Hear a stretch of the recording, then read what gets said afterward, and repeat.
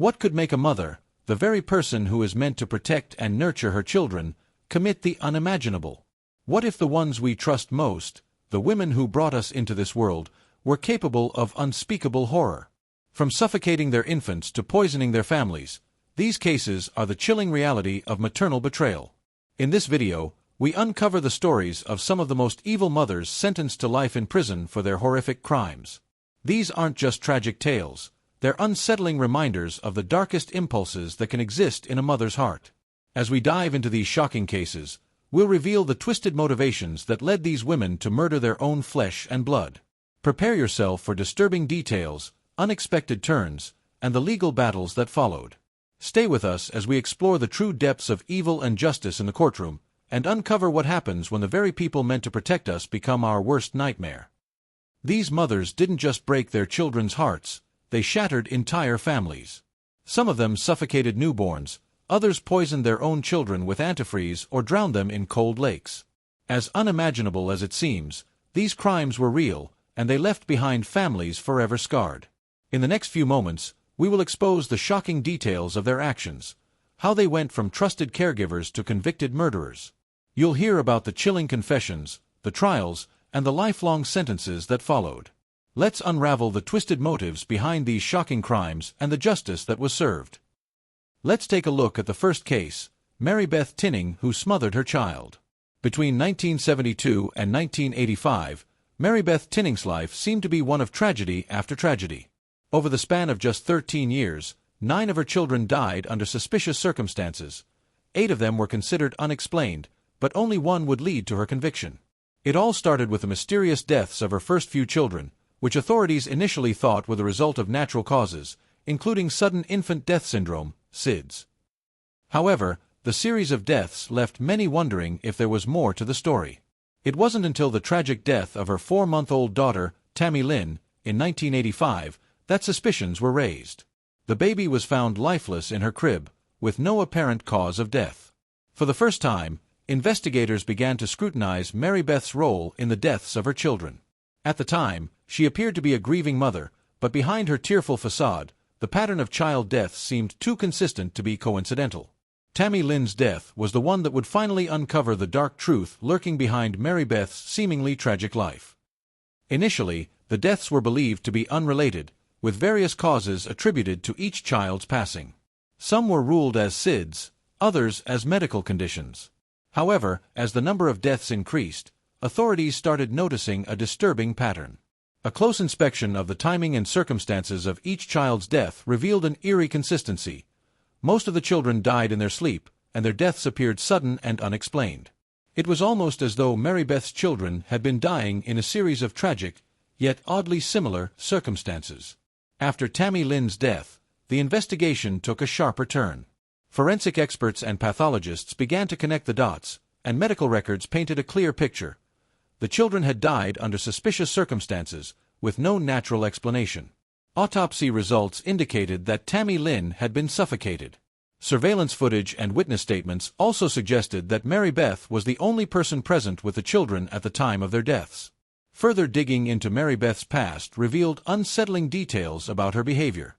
Friends and family began to speak out, recalling how she seemed unemotional and detached after each tragedy, often displaying more concern over the attention and sympathy she received than the grief of losing a child. The investigation eventually uncovered Mary Beth's chilling confession, where she admitted to smothering her daughter, though she continued to deny any involvement in her other children's deaths. The pattern was undeniable, and authorities finally had the evidence they needed to charge her with murder. In 1986, Mary Beth Tinning stood trial for the murder of her daughter, Tammy Lynn. The prosecution presented a compelling case, demonstrating the pattern of deaths and the chilling similarities between each incident. The most damning evidence came from medical examiners, who confirmed that Tammy Lynn had been smothered. Surveillance footage showed Mary Beth's presence in the home during the critical moments before her daughter's death, and experts testified that SIDS was an unlikely cause in her case. Mary Beth's defense tried to argue that her actions were due to postpartum depression and that she was not responsible for her actions. However, the prosecution painted a picture of a mother who had methodically killed her children over the years, using her maternal role as a cover for her violent acts. The jury was convinced, and Mary Beth was found guilty of second-degree murder in the death of Tammy Lynn. She was sentenced to 20 years to life in prison. Despite her initial claims of innocence, she later admitted to smothering Tammy Lynn but maintained that she had not killed her other children. Mary Beth's sentencing shocked the nation, as many believed her to be a symbol of the lengths some mothers would go to for attention and sympathy. The trial was a heartbreaking reminder of the depths of betrayal one could experience from those who were supposed to love and protect them. Mary Beth Tinning remains incarcerated at the Bedford Hills Correctional Facility in New York. Despite being eligible for parole multiple times, her requests have been consistently denied.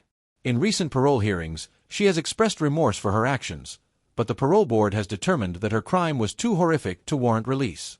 As of now, Mary Beth is serving her life sentence, with no clear indication of when or if she will ever be released.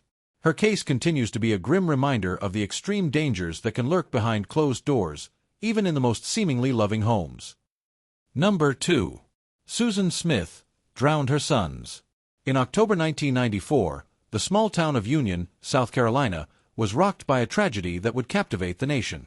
Susan Smith, a 23-year-old mother, reported that her two young sons, 14-month-old Alex and 3-year-old Michael, had been carjacked. She tearfully described how a black man had hijacked her vehicle and driven off with her children. A massive search effort ensued, with volunteers, law enforcement, and media attention focused on finding the children and bringing the alleged carjacker to justice. But as the days passed, a disturbing sense of doubt began to form around Susan's story.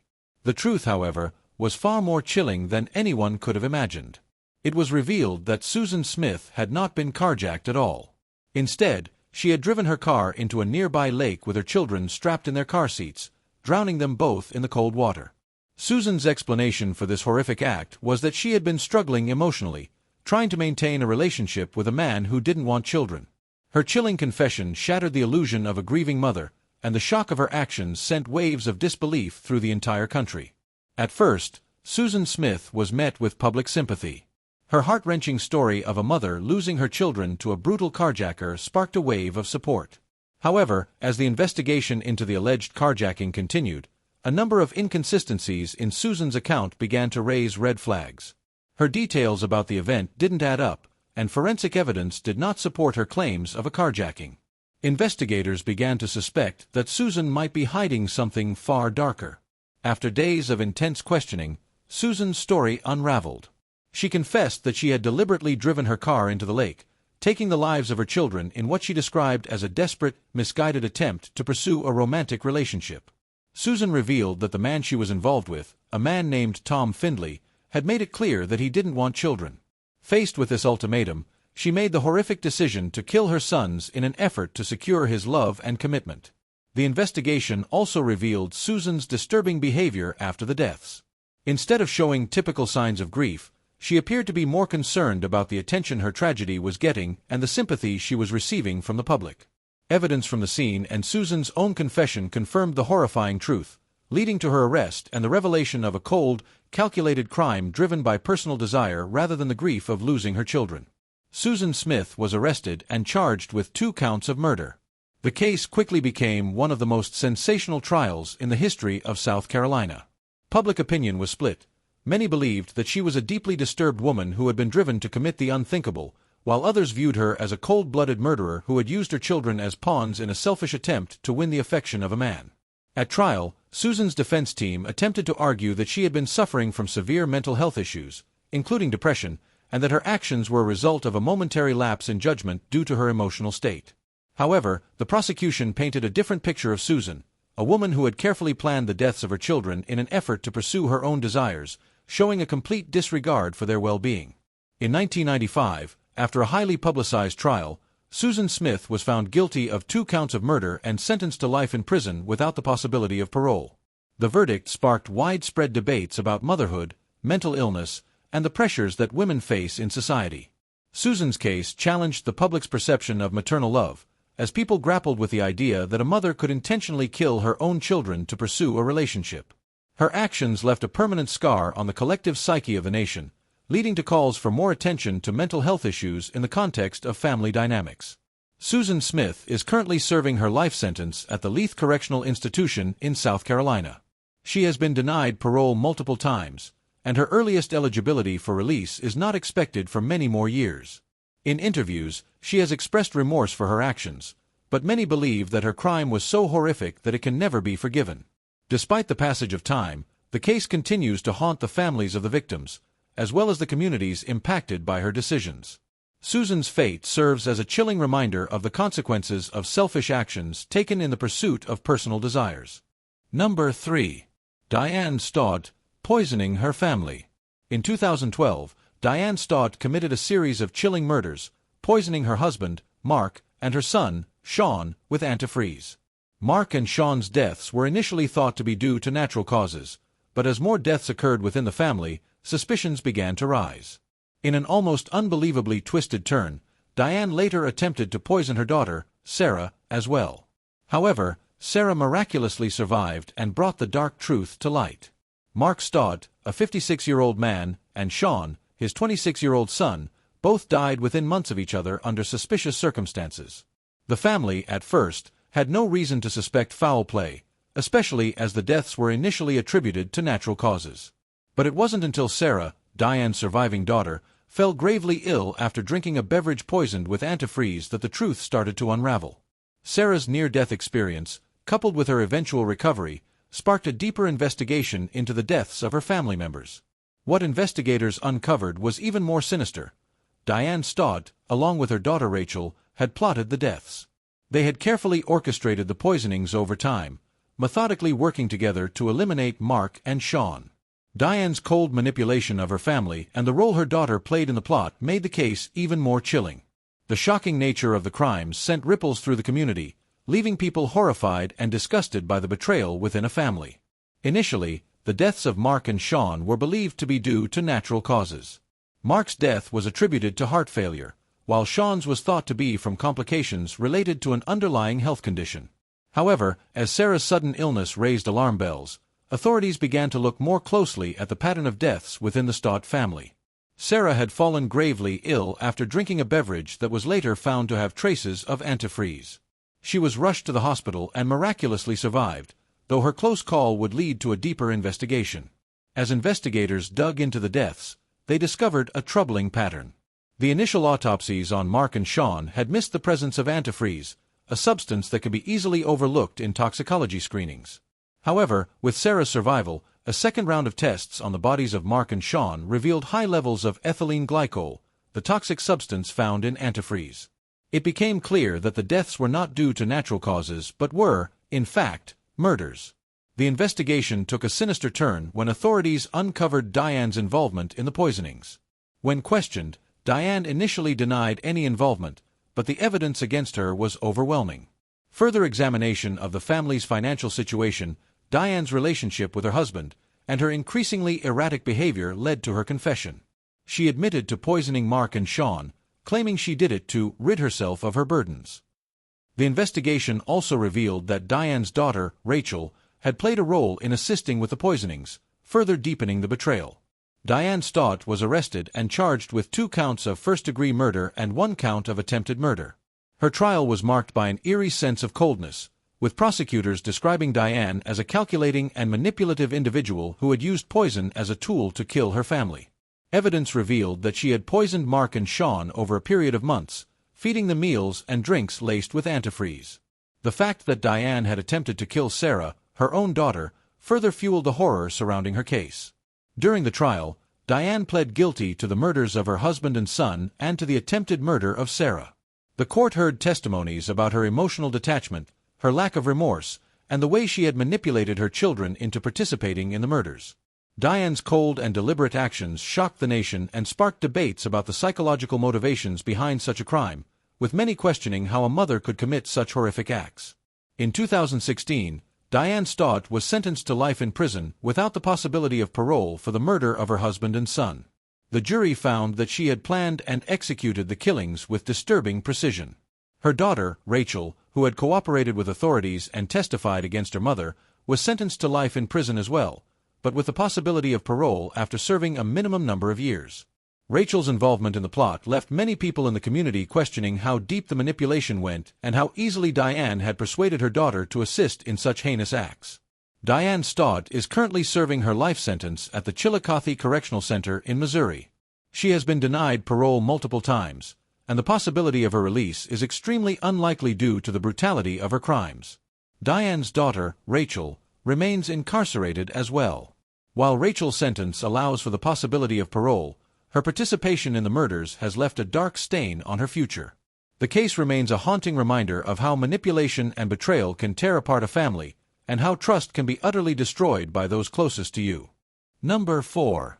Amber Pastor, suffocating her children. In September 2016, Amber Pastor committed a heart-wrenching crime that stunned the nation. After losing custody of her 2 children, 7-year-old Liliana Hernandez and 6-year-old Renee Pastor, due to her struggles with substance abuse, Amber took matters into her own hands. On the morning of the crime, she kidnapped her children from their foster home, where they had been placed following the custody battle. What followed was an unfathomable act of violence. Amber, unable to bear the thought of losing her children permanently, drove them around for several hours before suffocating them inside her car. After killing them, Amber left their lifeless bodies in the back seat of her car, which she parked near a police station in a quiet part of town. Shockingly, Amber didn't make any attempt to hide the bodies. She left them in full view of anyone who might pass by. When police arrived to investigate her vehicle after receiving a tip, they discovered the children's bodies, and the case quickly became one of the most tragic and disturbing to unfold in Indiana that year. Amber later told authorities that she killed her children because she believed they would be harmed by a drug cartel. She claimed that she wanted to send them to a better place, a delusion stemming from her paranoia and unstable mental state at the time of the crime. Her motives were deeply unsettling, and the community was left devastated by the loss of 2 innocent lives. Following the kidnapping, an Amber Alert was issued for Liliana and Renee, sparking a frantic search for the 2 children. Authorities and the public worked tirelessly to locate them, but days later, a chilling discovery was made. Amber's car was found parked near a police station in a rural area. When police opened the doors, they found the children's bodies in the back seat, a scene that left investigators and the community in shock. Amber was quickly apprehended, and during questioning, she gave a disturbing confession. She admitted to suffocating her children in the car, citing her delusional fears that a drug cartel was targeting her family. According to Amber, she thought that by killing her children, she was protecting them from greater harm. This rationale, however, did not make her actions any less tragic. Her delusions were compounded by her substance abuse issues, which had clouded her judgment and led to the catastrophic decision to end her children's lives. The investigation revealed that Amber had planned the murder in advance. She had carefully taken the children from their foster home, then driven around for hours before taking their lives. Evidence collected from Amber's phone and social media accounts suggested that she had been struggling with mental health issues, including paranoia and depression, for months leading up to the killings. Her confession, while heartbreaking, provided key details that would shape the legal proceedings to come. Amber Pastor's trial was deeply emotional for everyone involved. The defense argued that Amber was mentally ill at the time of the murders, with experts testifying that her substance abuse and psychological issues had caused her to be in a severely delusional state when she took her children's lives. Amber's defense attorneys presented evidence of her long-standing struggles with addiction and mental health, attempting to paint her as a tragic figure who had lost control due to her mental state. In 2017, Amber pled guilty to the murders of her 2 children but was found to be mentally ill at the time of the crime. Her guilty plea to 2 counts of murder was accompanied by a plea of guilty but mentally ill, a legal designation that meant Amber acknowledged her responsibility for the deaths while also accepting that her mental health played a significant role in her actions. The judge sentenced Amber Pastor to 130 years in prison, 65 years for each child, without the possibility of parole. The sentences reflected the brutal nature of her crime and her failure to show remorse for her actions. While some argued that Amber's mental illness should have been a mitigating factor, the judge determined that the severity of the crime and the loss of life outweighed any consideration of her psychological state. Amber's sentence was a stark reminder of how severe mental health issues, when untreated, can lead to devastating consequences. Amber Pastor is currently serving her 130-year sentence at an Indiana correctional facility. She is serving 65 years for each of her children's murders, with no possibility of parole. Amber's sentence reflects the gravity of the crime and the fact that she was deemed fully responsible for the deaths of Liliana and Renee. Though Amber has expressed some remorse during interviews, it is unlikely that she will ever be released from prison. The case continues to haunt the community, and the memory of the 2 young children who lost their lives at their mother's hands remains a painful and tragic chapter in Indiana's history. Number 5. Diane Downs, shooting her children. In May 1983, Diane Downs was at the center of a heartbreaking and horrific tragedy when she shot her 3 children, 7-year-old Christy, 5-year-old Cheryl, and 3-year-old Danny, while driving them through a rural area in Oregon. Diane claimed that a carjacker had approached her vehicle, shot at her children, and fled the scene. According to her account, she was the victim of a random attack and had simply driven to a nearby hospital for help after the carjacker fled. The story seemed tragic and chaotic, yet there was something unsettling about Diane's behavior following the incident. While her daughter Christy survived the attack, Cheryl succumbed to her injuries, and young Danny was left severely wounded. Diane's story, however, didn't sit well with the authorities. Despite the apparent randomness of her claim, there were inconsistencies in her account of the events. As the investigation unfolded, investigators began to uncover details that cast doubt on Diane's version of what had happened. Her actions following the shooting were also troubling. She was remarkably calm and detached, showing little concern for her injured children. The breakthrough in the case came when a search of Diane's personal belongings revealed a hidden diary, which would ultimately expose a darker, more calculated side to the story. The diary revealed Diane's obsession with a man who didn't want children, providing the motive for the gruesome crime. As investigators began to dig deeper into Diane's story, inconsistencies began to surface. The most glaring contradiction came when Diane claimed that a carjacker had shot her children. However, forensic evidence and the crime scene told a very different story. The trajectory of the bullets and the positions of the children at the time of the shooting suggested that the shots had been fired from inside the car, rather than from an external assailant. The evidence seemed to point directly to Diane as the shooter.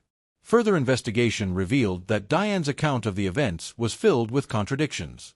She claimed she had been attacked by a stranger, but no physical evidence supported this. In fact, the investigation found no signs of a struggle or forced entry into her vehicle. Diane's behavior at the scene of the crime also raised red flags. While she seemed calm and collected, those around her reported that she appeared to be more concerned about the media coverage and the attention the case was drawing than the welfare of her children. The breakthrough in the investigation came when police uncovered Diane's secret diary. The diary contained disturbing entries that revealed Diane's obsession with a man named Robert Knickerbocker, who had repeatedly made it clear that he didn't want children. Diane's obsession with him and her growing frustration with her own life were clear in the entries, and it became apparent that she had killed her children in a cold, calculated attempt to rid herself of the burden they represented. The diary also detailed her desire to be with Knickerbocker, and it was clear that she was willing to go to extreme lengths to achieve her goal of a life without her children. The combination of forensic evidence, the contradictory nature of Diane's story, and the damning revelations in her diary led to her arrest. The true motive for the crime, a desperate, misguided attempt to pursue a man at any cost, was laid bare for all to see. Diane Downs was arrested and charged with the murder of her daughter Cheryl and the attempted murder of her surviving children, Christy and Danny. During her trial, Diane continued to maintain her innocence, sticking to her claim that a carjacker was responsible for the attack. Her defense tried to argue that she was the victim of a random crime, but the prosecution presented a compelling case, supported by forensic evidence and Diane's own diary. The prosecution painted a picture of Diane as a woman who had become consumed by her obsession with Robert Knickerbocker. They argued that she had meticulously planned the murder of her children to remove any obstacles in her quest to be with him. The diary, in particular, played a key role in exposing Diane's true motives.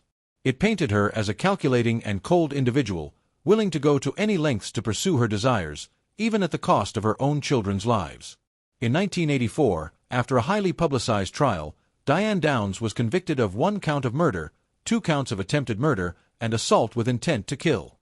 She was sentenced to life in prison plus 50 years. Despite the overwhelming evidence against her, Diane has never admitted to the crime, maintaining her innocence even in the face of the damning evidence. Her case sparked debates about motherhood, mental illness, and the lengths people might go to for selfish desires. Diane's failure to show any real remorse for the deaths of her children made her case all the more chilling. Diane Downs is currently serving her sentence at the Oregon State Correctional Institution. She remains incarcerated without the possibility of parole. Despite her claims of innocence, Diane has continued to be held accountable for her actions, with the parole board repeatedly denying her release. Her case remains a dark chapter in American criminal history, as she is viewed as one of the most notorious maternal killers. Diane's refusal to admit guilt, coupled with the horrific nature of her crime, has left a lasting impact on both her surviving children and the public, who continue to grapple with the chilling details of her actions. Number 6. Andrea Yates, drowning her children. On June 20, 2001, Andrea Yates committed an unthinkable crime that would forever alter her life and the lives of those around her. In a fit of delusion and despair, Andrea drowned her 5 children, Noah, 7, John, 5, Paul, 3, Luke, 2, and Mary, 6 months, in the family bathtub of their home in Houston, Texas. Andrea, who had been battling severe mental health issues for years, believed that Satan had possessed her and that by killing her children, she was saving them from eternal damnation. Andrea's life had been marked by a long history of mental illness, including severe postpartum depression, which intensified after the birth of each of her children. Despite receiving psychiatric care, her condition deteriorated, and her delusions became increasingly paranoid. In the hours leading up to the murders, Andrea had told her husband, Rusty, that she had to save her children from the evil within them, reflecting the depth of her psychosis. After committing the murders, she called 911 and calmly confessed to what she had done, telling the operator that she had killed her children. Her case sparked widespread media attention, not only because of the horrific nature of the crime but also because of the debate it ignited regarding postpartum depression, postpartum psychosis, and mental health in general.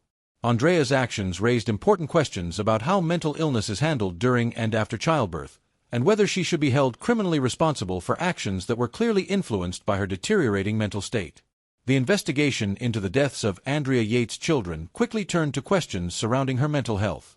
While Andrea immediately confessed to the crime, her state of mind during the murders became a central focus of the inquiry. Investigators and law enforcement officials were initially stunned by the calmness with which she admitted to the killings, which raised concerns about whether she was fully aware of the magnitude of her actions. Andrea's history of mental illness was heavily scrutinized throughout the investigation. She had been diagnosed with severe postpartum depression after the birth of each of her children, and her mental state had been rapidly deteriorating. Her husband, Rusty, testified that Andrea had attempted suicide on multiple occasions, and she had been hospitalized several times for psychiatric treatment before the murders. Evidence from medical professionals and family members indicated that Andrea had struggled with her mental health for years, but had been allowed to care for her children without sufficient psychiatric supervision. Psychiatrists who testified during the investigation explained that Andrea's actions were consistent with severe postpartum psychosis, a rare and dangerous mental illness that can cause delusions and hallucinations, often leading mothers to harm their children. Andrea's psychosis had become more pronounced in the days leading up to the murders, and she believed that her children were possessed by Satan. Her delusions led her to believe that the only way to save them was to drown them, and this belief was central to the defense's argument during her trial. The investigation also revealed that Andrea had been prescribed medication for her depression, but had stopped taking it, and there was evidence that her psychiatric care had not been adequate to prevent such a tragic outcome. Despite this, the prosecution would later argue that Andrea was responsible for her actions, even though her mental illness played a significant role in the crime. Andrea Yates' trial was one of the most controversial in American criminal history, largely because of the complex issues surrounding mental illness and criminal responsibility. In her initial trial, Andrea was convicted of 2 counts of capital murder for the deaths of her 5 children. The prosecution argued that while Andrea may have been mentally ill, she understood that what she was doing was wrong, and that she was capable of controlling her actions. They claimed that she had planned the killings and that she was not legally insane at the time. However, Andrea's defense team contended that she was suffering from severe postpartum psychosis, a mental illness that had caused her to have delusions about her children being possessed. The defense brought in numerous psychiatrists and mental health experts who testified that Andrea had lost touch with reality and was unable to comprehend the consequences of her actions. The testimony focused on her delusional beliefs and the fact that Andrea had been unable to care for her children in the months leading up to the tragedy. In 2006, the Texas Court of Criminal Appeals overturned Andrea Yates' conviction, citing that her conviction was based on faulty testimony and that the prosecution had not adequately considered her mental health. In a retrial, Andrea was found not guilty by reason of insanity. She was committed to a psychiatric facility rather than being sent to prison. The case reignited debates about the treatment of mental illness, particularly postpartum depression and psychosis, and raised awareness about how it affects mothers in the postpartum period. Andrea's new sentence of psychiatric confinement meant that she would receive care in a mental facility instead of prison, where she would be monitored and treated for her condition. Despite the verdict, public opinion remained divided, with some feeling that Andrea had been a victim of mental illness and others arguing that she was responsible for the deaths of her children, regardless of her psychological state.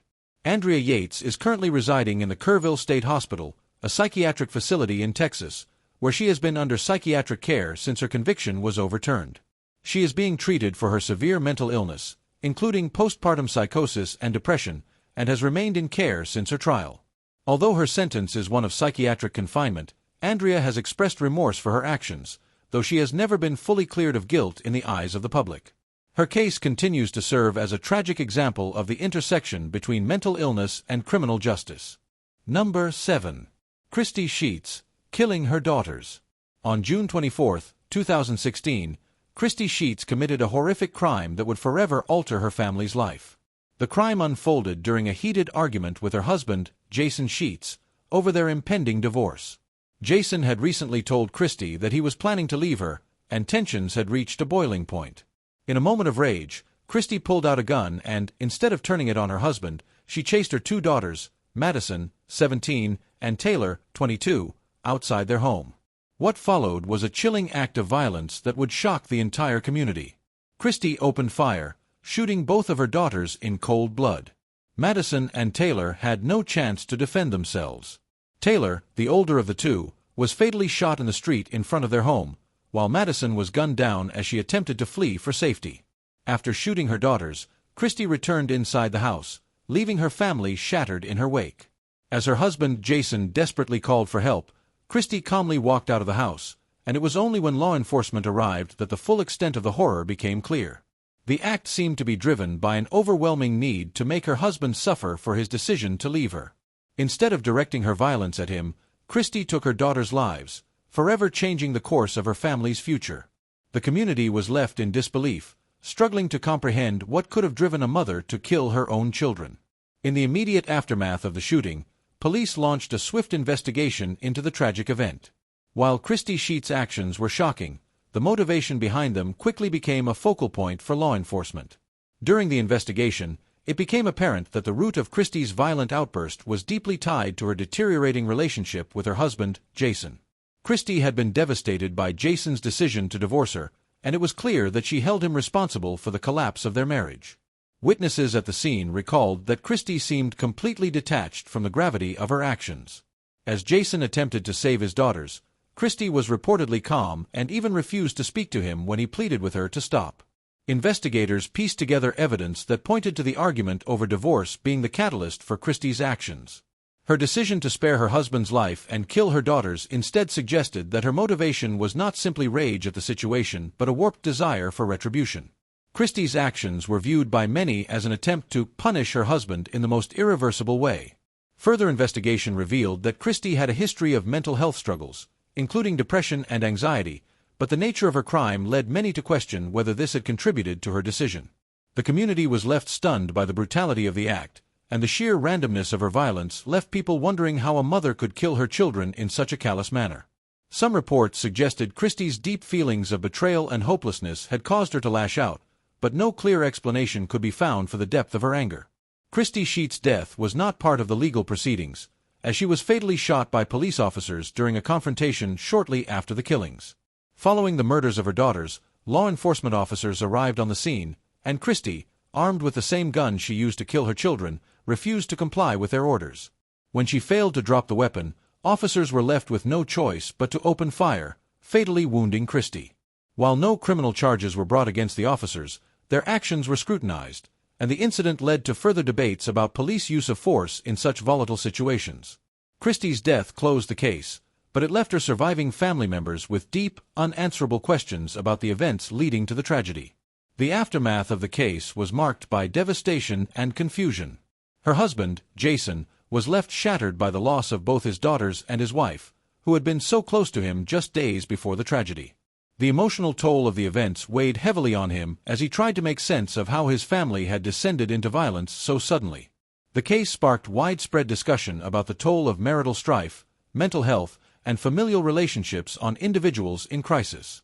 Christy Sheets' death at the hands of law enforcement closed the criminal case, and no further legal action was taken. However, the impact of her actions continues to haunt the family and the community. Jason Sheets, as the surviving family member, has been left to cope with the loss of his 2 daughters and the traumatic memory of his wife's violent act. Christie's legacy is one of pain, confusion, and loss, and the tragedy serves as a painful reminder of the destructive potential of unchecked anger, betrayal, and the collapse of relationships. The family's life was irrevocably altered by this horrific crime. Number 8. Megan Huntsman, killing her newborns. In 2014, Megan Huntsman shocked the world when she admitted to killing 6 of her newborn babies between 1996 and 2006. Each of her children was strangled or suffocated shortly after birth, and their bodies were callously hidden in her garage. Megan, a woman who appeared to be a loving mother to the outside world, had secretly been carrying out these horrific acts for years. The deaths went unnoticed until Megan's estranged husband, Darren West, made a chilling discovery. The first signs of the crime came when Darren West found a baby's body wrapped in a plastic bag in the garage while he was cleaning the family home after his separation from Megan. Horrified by the discovery, he contacted authorities, and what followed was an investigation that uncovered a series of unthinkable crimes. Megan had concealed the bodies of her children in the garage, keeping them hidden for years. In total, 6 babies had been murdered by her hands, each suffocated or strangled shortly after birth.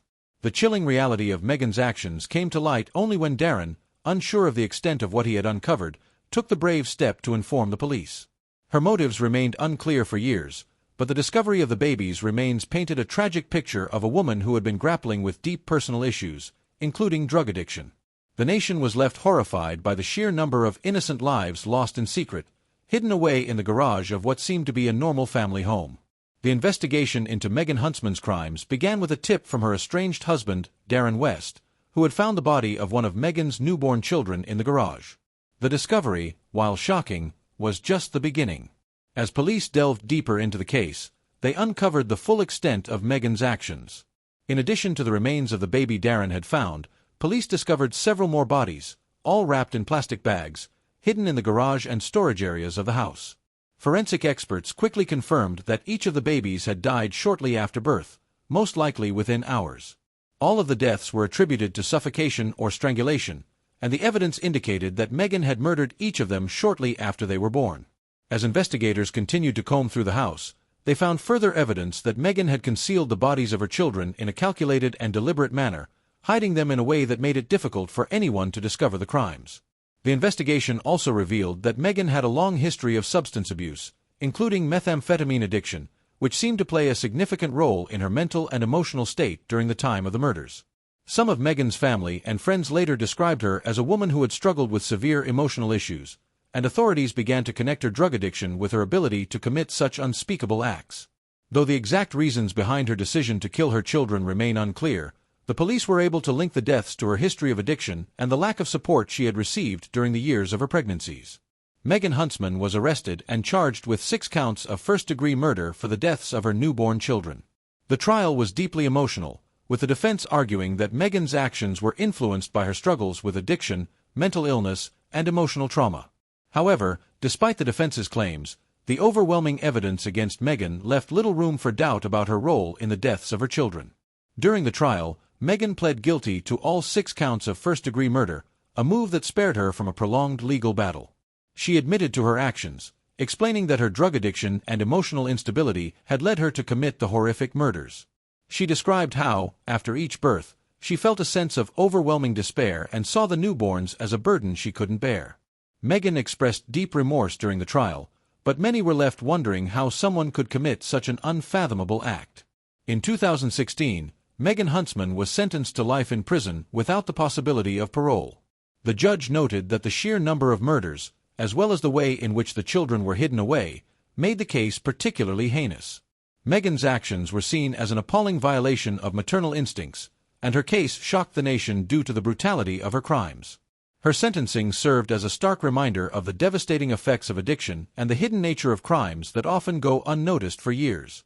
Megan Huntsman is currently serving her life sentence at the Utah State Prison, where she remains incarcerated without the possibility of parole.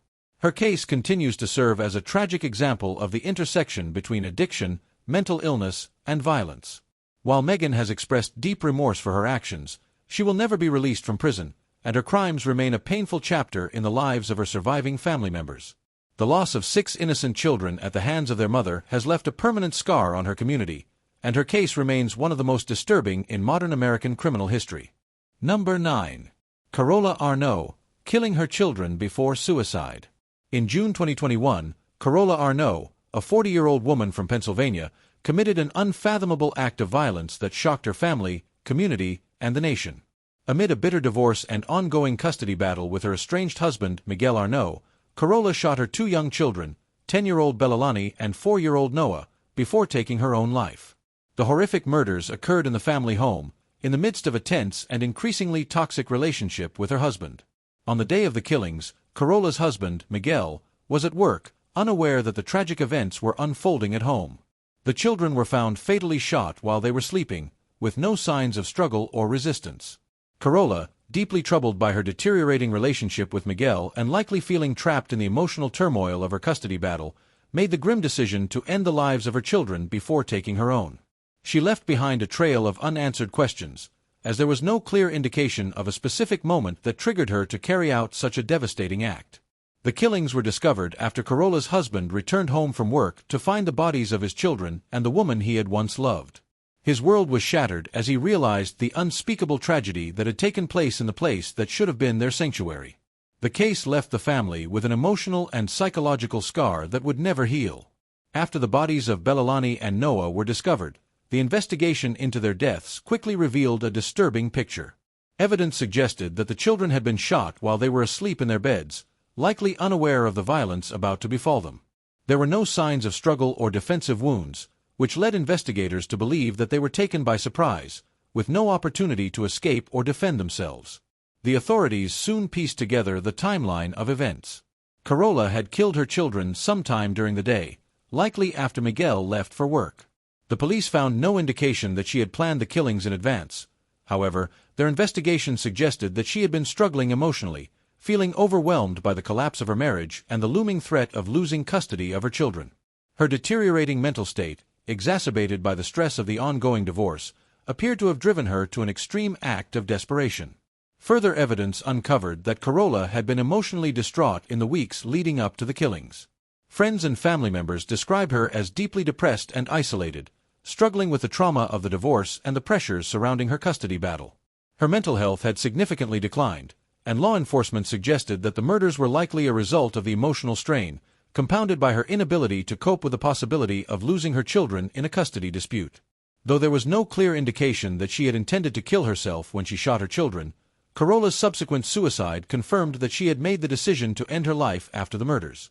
Authorities found a gunshot wound to her head, and no further evidence suggested that anyone else had been involved in the killings. Carola Arnault's case tragically ended with her own death, meaning there was no trial or sentencing for the brutal murders she committed. The family, left devastated by the loss of 2 innocent lives, was also left without closure, as Carola took her own life before any legal proceedings could take place. The case, marked by its haunting irony, remains one of the most tragic and complex cases in recent history. What makes this case particularly tragic is that it highlights the devastating effects of toxic relationships, unresolved emotional turmoil, and untreated mental health issues. Carola's mental state was deeply compromised, and it is clear that her actions were driven by an overwhelming sense of despair. While there was no clear trigger for her extreme actions, the emotional strain of her marriage and the custody battle undoubtedly played a significant role in pushing her to commit the unimaginable. Her case prompted widespread debates about the need for better mental health support for parents undergoing stressful life events such as divorce and custody disputes. Many questions remain unanswered about Carola's state of mind at the time of the murders, but one thing is certain: her emotional distress and personal struggles were a significant contributing factor to the tragedy that occurred in her home. The loss of 2 children, at the hands of their mother, was a painful reminder of how emotional suffering can lead to catastrophic outcomes when left unchecked. Carola Arnault's tragic death by suicide closed the case, leaving no further opportunity for legal action or justice in the traditional sense. Her actions continue to haunt her surviving family members, especially her estranged husband, Miguel, who must now live with the trauma of losing both his children and his wife in such a violent and incomprehensible way. The case stands as an unsettling reminder of the devastating consequences of toxic relationships, unaddressed mental health issues, and the heartbreaking realities of domestic strife. It serves as a call for better mental health care and support for those navigating difficult life events. Number 10. Jessica Edens, killing her children before suicide. In July 2017, Jessica Edens committed a horrific act of violence that shocked her community and the nation. The events began with a tragic killing spree that escalated rapidly. Jessica, reeling from a messy divorce and bitter custody battle with her estranged husband, went to his girlfriend's home and shot her in cold blood. After the murder, Jessica returned home, where she then fatally shot her two young children, 9-year-old Hayden and 5-year-old Harper, before turning the gun on herself. The brutality of Jessica's actions stunned those who knew her. Hayden and Harper had been her pride and joy, yet in a moment of violent desperation, she took their lives in a way that left the family utterly devastated. Jessica's mental state was later examined, and it was clear that the breakdown of her marriage and the custody dispute over her children had pushed her to a breaking point. Rather than confronting her husband, Jessica decided to leave him with a life of pain and torment by killing their children, a devastating act that would haunt him forever. After killing her children, Jessica took her own life, ending a tragic and violent series of events. Authorities were left with no opportunity to gather more information from her directly, and the family was left to cope with the aftermath of her unfathomable actions. The case raised difficult questions about mental health, domestic violence, and the consequences of untreated emotional distress. The investigation into Jessica Edens' actions quickly revealed the emotional and psychological turmoil she had been experiencing leading up to the murders.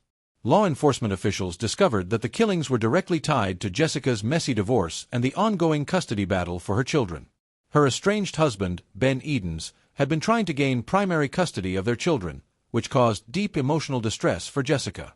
She had been struggling with feelings of inadequacy as a mother and frustration over losing her children to the custody arrangement. The mental health of Jessica Edens was a central issue in the investigation. Authorities soon realized that her actions may have been influenced by her emotional state, compounded by the stress of the divorce and custody battle. Friends and family described her as a loving mother, but they also mentioned her emotional instability and her inability to cope with the breakdown of her marriage.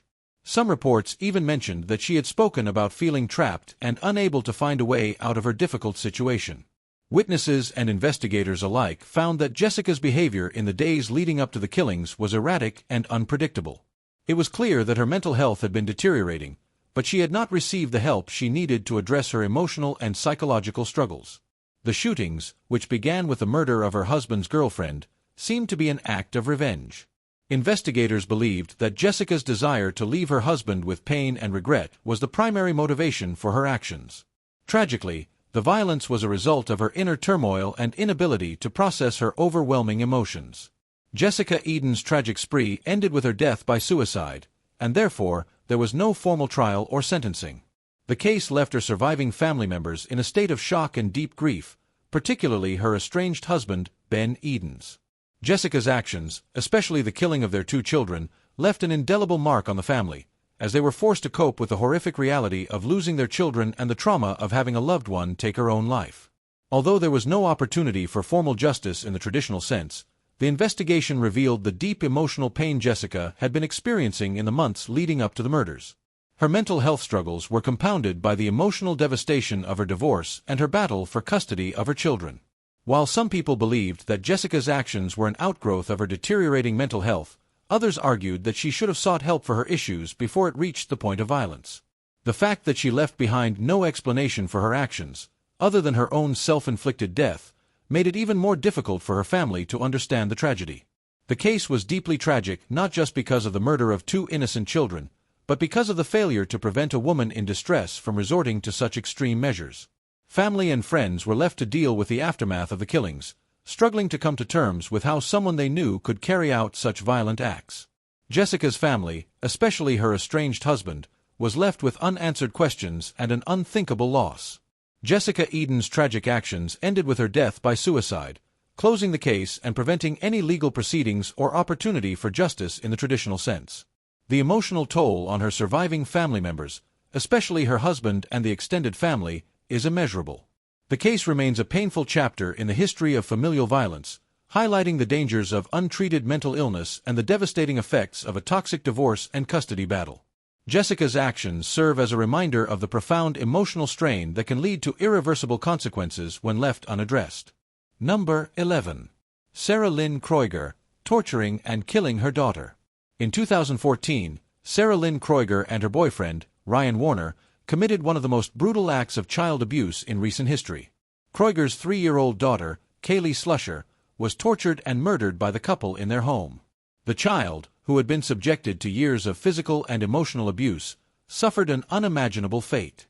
After enduring 41 distinct injuries, including bruises, burns, and broken bones, Kaylee died from the severe injuries inflicted upon her by Kroiger and Warner. What makes this crime even more horrifying is the manner in which Kaylee's body was treated after her death.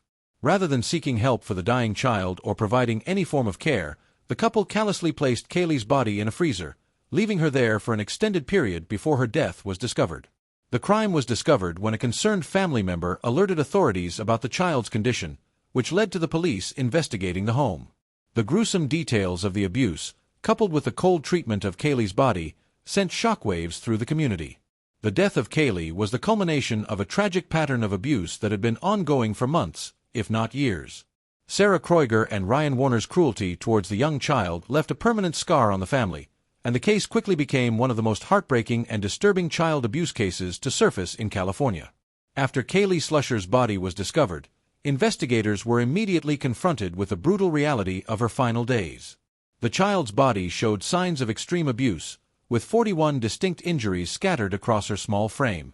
Her body was covered in bruises, lacerations, and burn marks, and several of her bones were broken from repeated beatings.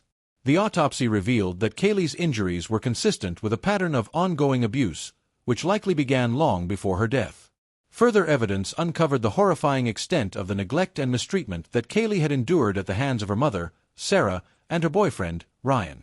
Interviews with neighbors and family members painted a chilling picture of a child trapped in an environment of fear and violence. One neighbor testified that they had heard Kaylee crying frequently in the days leading up to her death, but there was no indication that anyone attempted to intervene or offer help. The investigation also revealed that Sarah and Ryan had tried to cover up their actions, including hiding Kaylee's body in the freezer. They had made efforts to conceal the evidence of their abuse, but the forensic evidence was damning. The freezer where Kaylee's body was found contained the child's clothing, and there was evidence that she had been placed in the freezer after her death, showing an alarming disregard for her dignity and humanity. As the investigation progressed, it became clear that the couple had a history of abuse and neglect, with Kaylee being the most recent victim of their cruel treatment. Authorities discovered that Sarah had a history of unstable relationships, often involving violent partners, and that she had failed to protect her daughter from the ongoing abuse. Ryan Warner, too, had a violent past, and his relationship with Kaylee was marked by aggression and neglect. In 2015, Sarah Kroiger and Ryan Warner were arrested and charged with the murder of Kaylee Slusher. The trial that followed was an emotional and heart-wrenching experience for the community, especially for Kaylee's surviving family members. During the proceedings, the prosecution presented a chilling account of the abuse that led to Kaylee's death, focusing on the extensive injuries and the cold, calculated manner in which her body was handled after she passed away. Sarah Kroiger's defense team attempted to argue that she had been under extreme stress and that her mental health issues contributed to her failure to protect her daughter. They claimed that Sarah had not been able to fully comprehend the extent of the abuse or her responsibility as a mother. However, the evidence was overwhelming, and the jury found Sarah guilty of first-degree murder and child abuse resulting in death. Her actions were deemed unforgivable, and she was sentenced to life in prison without the possibility of parole. Ryan Warner, who had also been directly involved in the abuse, was found guilty of second-degree murder and child abuse. His sentence was slightly lesser than Sarah's, but he too was given a lengthy prison sentence, which would keep him behind bars for many years to come. The trial concluded with both defendants being held accountable for the horrific crime they had committed against an innocent child. Throughout the trial, Sarah and Ryan showed little remorse for their actions, further shocking the jury and the public. Their failure to acknowledge the magnitude of their cruelty only deepened the pain of Kaylee's surviving family members, who were left to mourn the loss of a young girl whose life had been stolen from her in the most brutal way. Sarah Kroiger is currently serving her life sentence at a California correctional facility, where she will remain for the remainder of her life without the possibility of parole. Ryan Warner is also serving his sentence for his role in Kaylee's death, though his sentence is not as long as Sarah's. Both individuals continue to face the consequences of their actions. Kaylee Slusher's death remains a heartbreaking case of child abuse, leaving a permanent scar on her surviving family members. The case stands as a reminder of the extreme cruelty that some children face in their homes, and the need for greater protection for vulnerable children. Number 12. Stephanie Diane Smith, smothering her daughter. In April 2016, Stephanie Diane Smith committed an unspeakable crime. She smothered her 4-year-old daughter, Zadie Wren Cooper, with a pillow. The horrific act occurred in their home in Alabama, and it would take more than a year for the truth to surface. Stephanie initially appeared to be a grieving mother when Zadie was found dead, and there was no immediate suspicion surrounding her passing. However, as investigators delved deeper into the case, a dark and tragic story began to unfold. Stephanie's actions were initially concealed by a facade of sorrow. On social media, she posted about her love for Zadie and expressed her grief over losing her child. But, as police dug deeper, they began to uncover inconsistencies in her behavior and her story. In 2017, after a lengthy investigation and mounting evidence, Stephanie finally confessed to killing her daughter. She admitted to smothering Zadie with a pillow in a moment of emotional distress. In her confession, Stephanie revealed that she had been struggling with severe mental illness, including depression, and had been off her medication for some time. Stephanie's tragic actions would later be linked to her mental health struggles, with reports indicating that her failure to manage her condition played a significant role in the horrific crime. She had been battling a series of psychological issues, which were exacerbated by her lack of treatment and support. After Zadie's death, authorities began their investigation into the circumstances surrounding her passing. Stephanie's initial responses appeared consistent with those of a mother mourning the loss of her child, but there were subtle signs that raised suspicion. As law enforcement officers examined the scene and spoke with family members and friends, questions arose about the cause of Zadie's death. Investigators found no obvious signs of external injury on Zadie's body, and the death initially appeared to be natural. However, the manner in which Zadie had died, she had been smothered with a pillow, became clearer as forensic evidence was gathered. The coroner's report confirmed that Zadie had died from asphyxiation. The lack of any defensive injuries suggested that the child had been incapacitated during her final moments, likely while she was sleeping or too weak to fight back. As the investigation continued, it became evident that Stephanie's mental health struggles were a significant factor in the crime. Stephanie had been diagnosed with depression and other psychological issues, and friends and family members later revealed that she had been exhibiting signs of emotional instability in the weeks leading up to Zadie's death. Additionally, Stephanie had failed to take her prescribed medication, which was intended to help stabilize her mental state. This lack of treatment, combined with her ongoing emotional turmoil, appear to have contributed to her devastating actions. In 2017, after a year of investigation and mounting evidence, Stephanie Smith confessed to the crime, offering a tearful admission of guilt. She explained that she had felt overwhelmed by the stress in her life and believed that she had failed as a mother, leading her to kill Zadie in a misguided moment of despair. In 2017, Stephanie Diane Smith was formally charged with the murder of her daughter, Zadie. During her trial, her defense team presented the argument that her mental illness played a central role in the crime. They highlighted her struggles with depression and the fact that she had not been taking her medication, which was crucial for her mental health. Experts testified that Stephanie's actions were likely influenced by her inability to manage her condition and the overwhelming emotional distress she was experiencing at the time.